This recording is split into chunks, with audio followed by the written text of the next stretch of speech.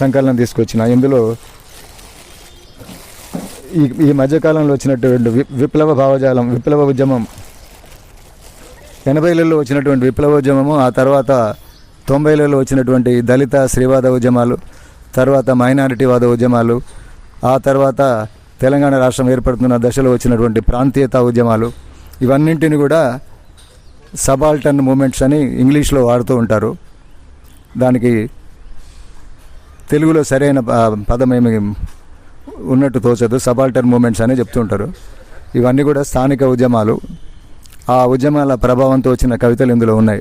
ప్రధానంగా ఎక్కువ విప్లవ భావజాలంతో ఉన్న కవితలు ఉన్నది ఒకటి, అందము అలంకార సామాగ్రితో పులిగుహలోకి కాపురం వచ్చావు అమ్మ, గాయపడ్డ గతంలో నువ్వు శృతికట్టని గీతానివి, నీ బహిష్టు నుంచి వచ్చిన క్యాలెండర్ మీద చెరిగిన సంతకానివి, నీ బహిష్టు నుంచి వచ్చిన క్యాలెండర్ మీద చెరిగిన సంతకానివి, ఓల్గా నుండి గంగా తీరం దాకా మగపందుల దాడికి బలవుతున్న పంట పొలానివి.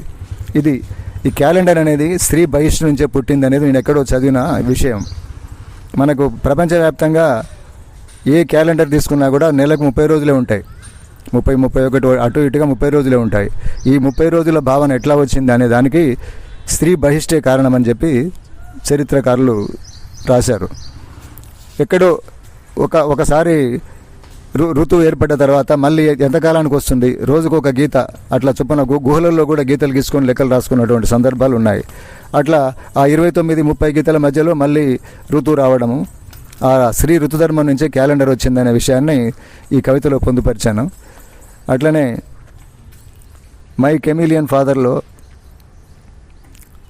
ముడ్డి మొలతాడుకు 2 మెలకలేసి కాసగట్టి గోసిపోసినప్పుడు కాల్వ కిందికి జీవాల్ని తోలుతున్న గొల్ల పర్వతాలు మా నాయన, గొర్రో గుంటుకో నొగలిరిగితే గొడ్డలిని బాడిస చేసి మేడితో ఒక పట్టు సోగను మట్టగిస్తున్నప్పుడు వడ్ల పాండురంగం మా నాయన.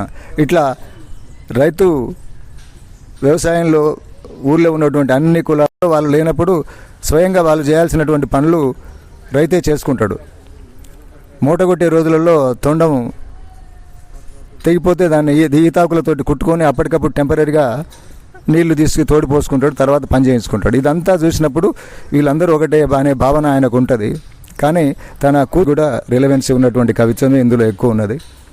ఆ పుస్తకాలు చదివిన వాళ్ళకి తప్పకుండా ఆదరిస్తారని నమ్మకం ఉన్నది. అదొకే. చిన్నపిల్లడు ఫోన్ చేస్తున్నాను.